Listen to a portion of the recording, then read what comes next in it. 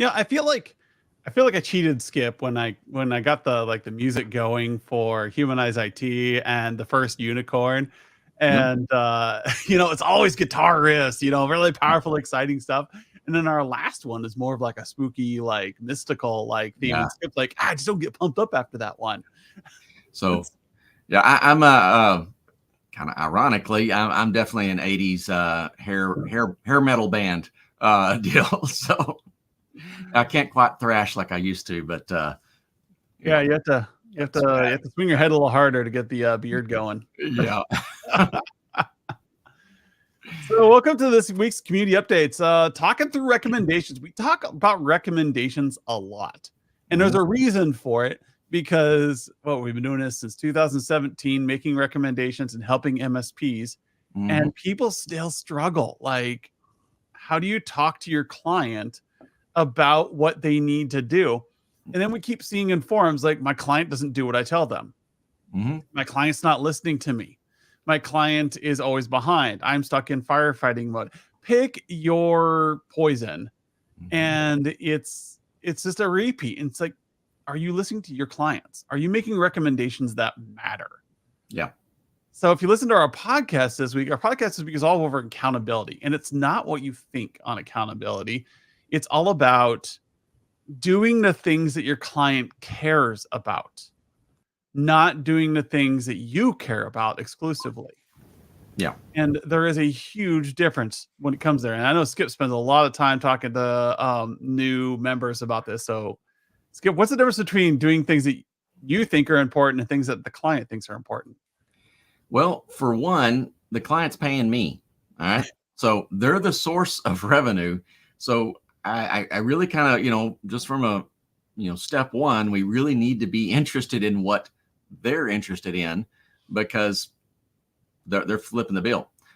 If it the other way around, yes, we could pick whatever we wanted, but it isn't that way. So I think that's really the biggest struggle is MSPs are they know what needs to be done. Their engineers are telling them, hey, this is really bad, or they've done training, or they just know, right, that if we don't do this, bad things are going to happen, or maybe it's not bad. All right. Maybe it's just, this is going to be incredibly slow. No one's going to like doing it this way. Yeah. So we push these solutions out there because we do know what they need, right? Sometimes we do know best.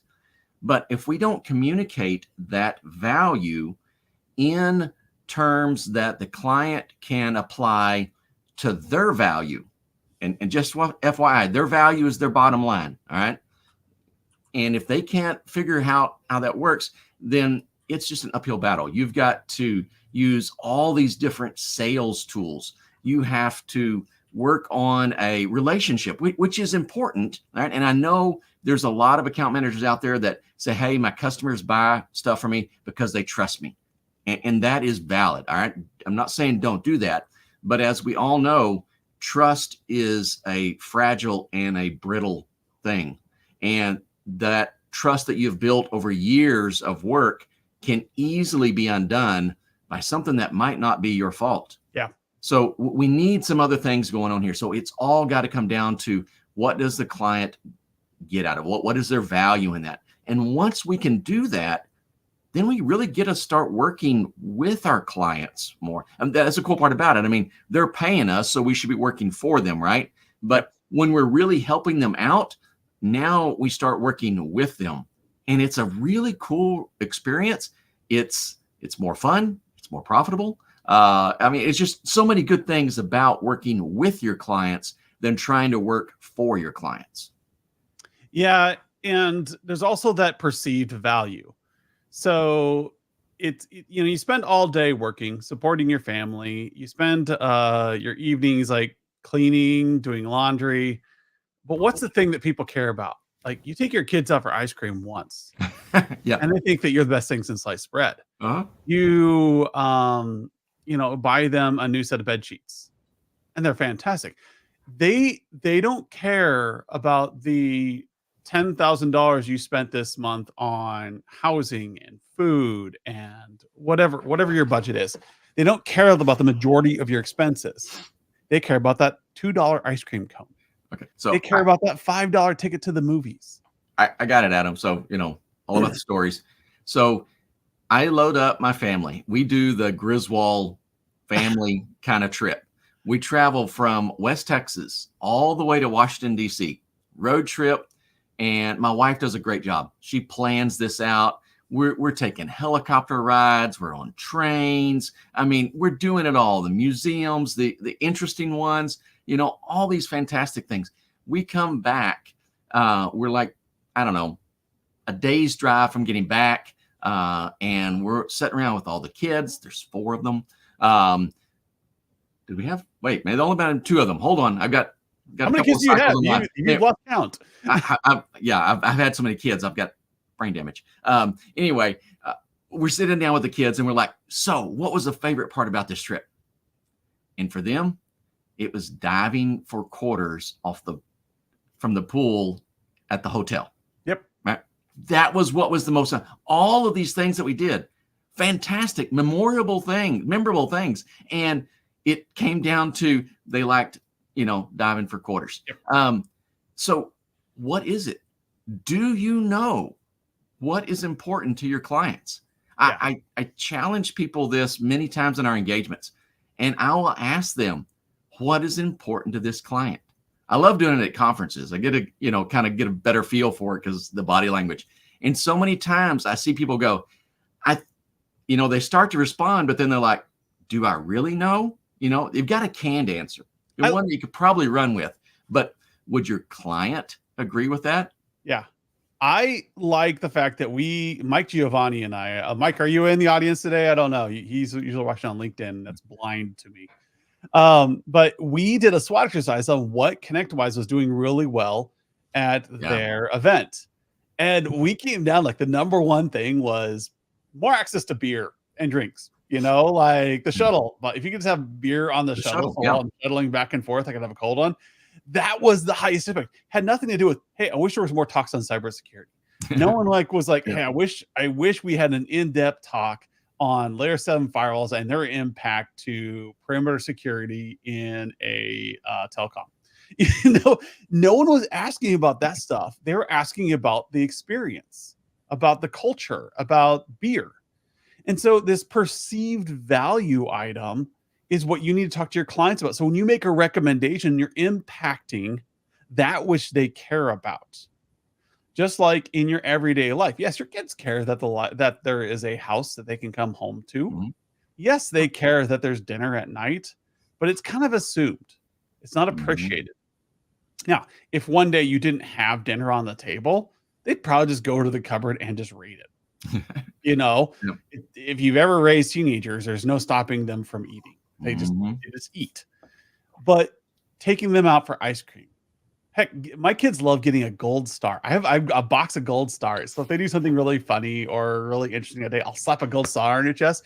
And I've got an 18-year-old who thinks that's like the best day. It doesn't matter if I give them a compliment or do other things. Like that little thing is what drives them. So when you make a recommendation to a client, and you're saying, hey, you need to buy this compliance suite. You need to buy this firewall. Is this something they care about? Yes. But why are you talking to them about it? And well, they need to make a decision. How is it going to help them? How is this going to impact them in a way that matters? And if you can't say that, then you're missing the recommendation boat. You're going to have an uphill battle because now you got to convince them. It's the car analogy we used last month. When you're buying a car, you don't sell everybody a Corvette, or the salesperson doesn't sell everybody a Corvette. They try to feel you out and see what you need. You need to look at the person across the table. When you're doing these recommendations, if you want to reduce the time to close on a recommendation, whether you're in the IT industry or you are in a veterinarian, you want to help them take better care of their pets. You need to level with them on why they need this shot, why they need this procedure, why they need this thing. And you can explain till you're blue in the face, but if they're there to help their pet have better hips and you're talking to them about, heartworm, you're talking two different languages. Both are important, but they're there to help their pet's hips. They keep walking funny. Yep. You're selling them on something really important that they don't care about. So if you want to decrease time to decision, you have to solve a problem for your clients. Yeah. Well, let me line out a couple of scenarios that I think exist. All right. In many MSPs, you've got owner-led sales, right? And it was a great starting spot. And you typically in that role is someone who's very technical and they've got some pretty good communication skills. So they're able to bring those together, and it probably takes longer than it should, but they're able to be fairly successful in that role. And so they're trying to grow their MSP, and they run into the challenge of they can't clone themselves. They can only do so much, and they can't find more people just like them, right? Yeah. It's a really hard role to get into. So they start with a sales team, and you start trying to leverage all this. But here's my example on one of just an incredible salesman that I had the opportunity to work with many years ago. And my joke was that he was so technically naive that he couldn't even spell TCP/IP. All right. And it was just not his thing. But he was fantastic at selling our services, our solutions. All right. And he would go out there, and the reason why is he talked for a little bit, but then he listened a lot, and he was able to do what we're talking about, uncover what's really important to them. And then he would bring in the technical resource, which was typically me. And he and I ended up partnering up on a bunch of things. And so I would come in and I could apply the, oh yes, if we did this, increase speed on this, switch to whatever platform over here, then we can do that. But he did this fantastic job of understanding what the customers really needed without a lot of without hardly any technical skills. And he was fantastic at it. I still respect him to this day because of what he could do in those engagements. So that's where you can supercharge your team by one simple skill of listening to what is important to them. Yes. And applying. So when we talk to people, and I bring this up all the time in community updates, is you have 10,000 solutions in your head. We could go back to love. You could still probably sell a BlackBerry server to somebody. You have that as a solution. It's just not viable for most people anymore. You have all these things in your head. Why do you choose to recommend some over others? Really do a mindful exercise there. Why do you recommend? I've got this list. We have Humanized IT, and we have the project list. You've done all these recommendations of everything the client could do, and this list is long. Why are you choosing this one thing out of the 10,000 to talk to your client about it? And if you can't answer the question because it's going to help them sell more, then you're probably going to have an uphill battle. So we talk about lines of business, and how this affects. When I was in corporate IT, I like to talk to my engineers and technicians about, so what does this server do? And they say, oh, it's a SQL server. It runs this backup. It does this. No, what does it do? Like why do we have this? Like, oh, I think accounting uses it for something they do. Now I know I have a disconnect. Yep. So when I want to upgrade this server, if I want to move it over to a cluster, a SQL cluster, I say, hey, we're going to upgrade the SQL cluster. No one cares. But if I say to the accounting department, hey, that end of month you run, how it takes like 6 hours and then sometimes it fails. If I can upgrade, I can cut that down to 30 minutes. And if it fails, you'll know within 5 minutes. Now I've got accountings. Yes. I got their full attention. They don't care what I'm doing. All I said was, I'm going to upgrade it. Yeah. What's this going to cost? You know what? If you can find $15,000 in your budget, or 30,000, or whatever my quota price is, I can cut this down from 6 hours to 30 minutes. Oh, let's do that. I'll put it in my budget for Q3 2024. Sweet. I will get this lined up. I'll tell the engineers to start building out this project and scoping it for you and planning it for you. Let's get this done. Now I've got their attention. This is all about context. And we talk about this probably at least once a month. Context matters when selling recommendations.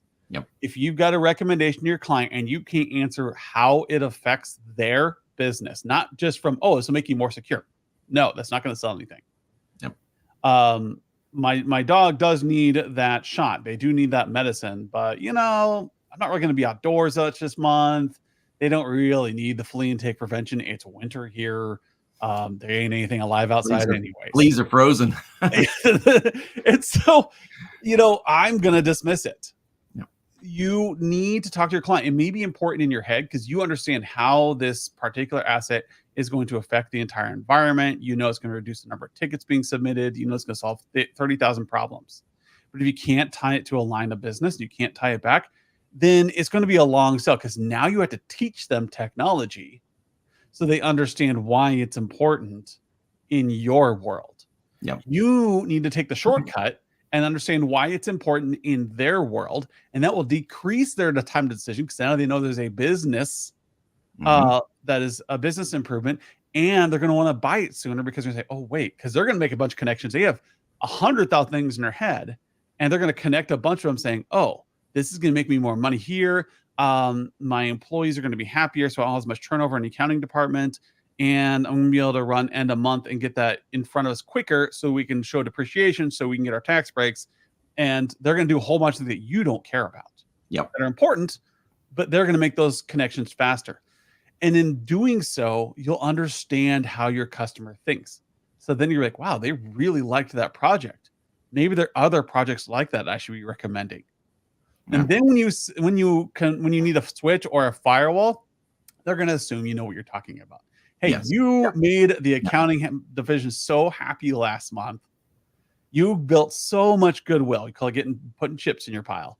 You get so many chips in your pile. When you go to do something that they don't really care about, like an upgrade of a switch, a firewall, a server, now they're like, oh, yeah. Well, you were right on the last thing. You're going to be right on this thing too. And now you understand the business mindset of your customer. Right. And there's a perspective that I think we've missed or just kind of let go in the last decade or more, maybe. And I'm going to tell a corporate story from my days in the corporate world. So I'm working for an oil and gas company, pretty big one, and they've got all sorts of investors. And so short of the story is they had a couple out in the middle of, I think, Wyoming. They got this land separately or whatever. They owned equal interest in this particular investment out there.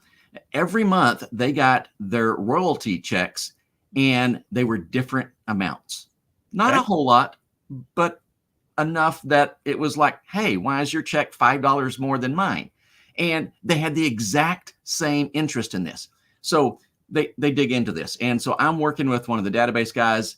The long story is that it was a really, really technical problem. All right. And it was funny because I tried understanding. I was like, I saw him working on the whiteboard, and I was like, I want to understand this problem.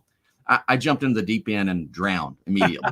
Right. So, but what came down to it was it was causing such billing errors across the board. This was just one symptom, and it was having problems with all sorts of other payouts.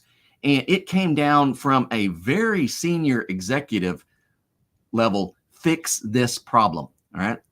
We don't want this problem occurring. It's creating more problems. It's a headache. It's a pain. I want it to go away. And along with that came, I don't care what it costs. I don't care what you have to do. And so technically it ended up 2 full-time employees working on this, senior DBAs, a lot of upgrades to hardware and software, and they finally got it running. Okay.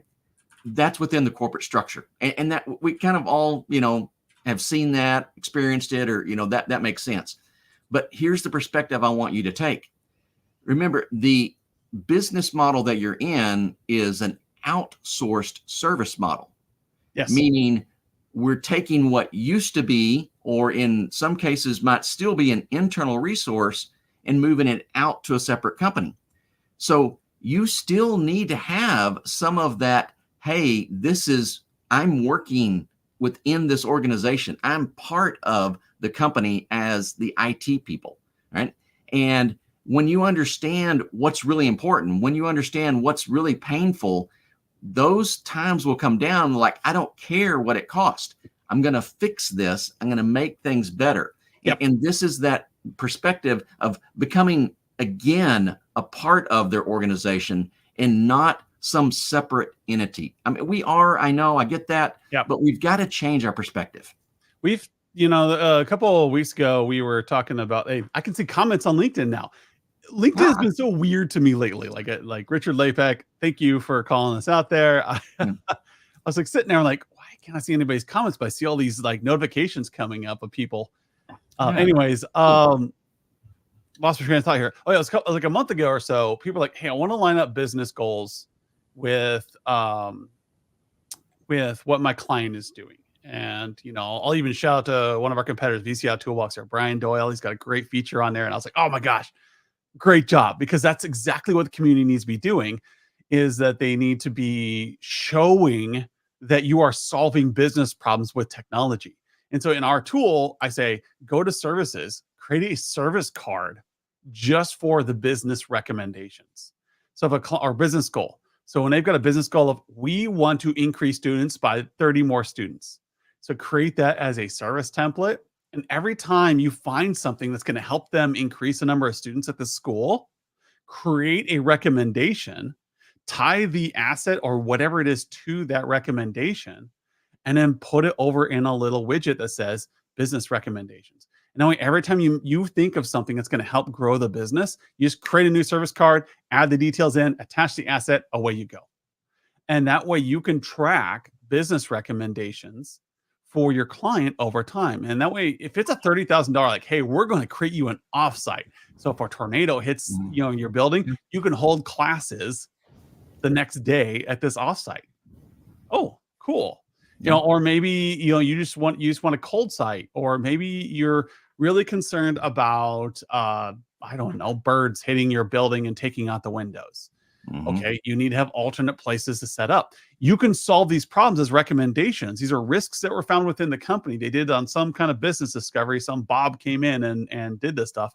Now you can line up technology that's going to solve this for you. It's going to solve it for your client. And they may not be ready to buy today, but they're like, oh my gosh, we're going to put that into 2025. Yeah. And that's because they don't care what technology is behind it. They just want the solution. They just want to sell more flowers. They just want to help more clients. They want to see more patients. Whatever it is that they want to do, you're going to help them. Yep. And so when you're making recommendations on architecture, which is what this quarter is all about, architecture, hardware and software, that hardware and software needs to pertain to something that the client is doing. And in that way, you're going to close faster. You're going to get more buy-in. And you're going to understand your customers more, so you know which projects to recommend next time. And the more you do this and the more you track this, the easier it becomes. Yeah. Well, and you do know your customers, and you do have a lot of this information. All right. Don't let hubris, all right, cut you off. But at the same time, don't devalue don't ignore what your client is doing that you might not have any clue about. You mentioned, an offsite, a hot site. All right. You may look at your client and go, they're small, they're really laid back. They don't need a hot site sort of backup deal. That's just not them. All right. But do you know that maybe they have one contract that is 40% of their revenue, that they do have an SLA of some sort of like 3 hours baked into that thing? And if you sit down with them and say, hey, if you go down, you're not going to be able to do anything for 12 hours, right? And they're going, shoot, the hot site is 3 months worth of revenue from this client that they would lose, who knows what. They may have a performance contract, that a performance clause in their contract. So there are all these things that you might not be aware of. Listen to your clients. Have these conversations. They will give you the action items that you can work on, but you've got to start with the listening. Put things in context. Oh my gosh. Hey, here we go. Now we got a bunch of feet like in the comments. Yeah. Mike's making fun of us on YouTube. Oh my gosh, guys. We're getting there. all the comments just suddenly showed up on the right side. We got a lot of people watching today, so you're across YouTube, LinkedIn, Facebook. But what we want you to do is we want you to focus on the client, the mindset. Imagine us coming in talking to you about your MSP, and I talk about how important QBRs are. If you don't care about that, what do you care about? You care about increasing your MRR. You care about being able to go drink a Mai Tai on a beach someday so you can have a day off. If I start talking about those things, now I've got your attention. I'm solving problems for you, the MSP. You need to do the same thing for your clients. And then you don't have to worry about your recommendations so much because they're going to be natural. It's going to be client-led sales. You're just simply solving problems that they have and making their lives better so that you can continue to service their backend, their firewalls, their stack, software. And then when you move into service, you can then increase service levels to match what they're doing. And that way you will always make more money. Your client will make more money. Everybody wins. And once again, that is a great place to be. When you start solving problems for your client with technology, it's a very rewarding feeling. All right. Thank you, Skip. We're going to be at Ride-A-Boom here in 2 weeks. So if anybody else is coming to Ride-A-Boom, see us there. We're going to have a booth. Get your unicorn shirts. We have like about 1,000 shirts that we have not gotten rid of. So a lot of bigger size people. So if you're bigger, come get a shirt. A lot of 2XL. Yeah. Huh? If you have some guys on your team, you want to get. Come get them. We're going to be like trying to offload as much shirts and stickers as we can this time because we get a whole bunch of extra from last year. So anyway, stop by our booth. We're also doing a webinar next Thursday. We're going to talk about willful ignorance and compliance because that's becoming a thing now where in legislation are changing it so that if your clients are willfully ignorant, if they're actually ignoring what you're saying on cybersecurity and not following the recommendations, somebody is going to be hung out to dry for that. You got to make sure it's not you, make sure it's not your client. Say, this is changing. The landscape is changing. You can no longer say, I'm just not going to do two-factor authentication because I don't want to. It's annoying. Now, when I see that you've been hacked, you compromised your client security and you compromised data, they're coming for you. I don't want to be a fear-mongering person. That's not who I am in cybersecurity. But we're going to have the webinar next week on how to make compliance easy, how to manage it. We're going to have Tim Golden on. He's going to talk through compliance scorecard and what they're bringing to the table to make compliance easy for MSPs. So you can let your client know what's going on. And then either they're going to have to accept the risk or defer it or mitigate it. And in that way, you're no longer on the hook. Yeah. Or if you're on the hook, they have to follow your recommendation. There we go. So you look for that on our LinkedIn page. You can register for it directly. We'll be sending out some emails, but you can see the webinar on our LinkedIn. It's only available by LinkedIn. Register for it, attend it, and we'll see you next week. Sounds great. Thank you. 6.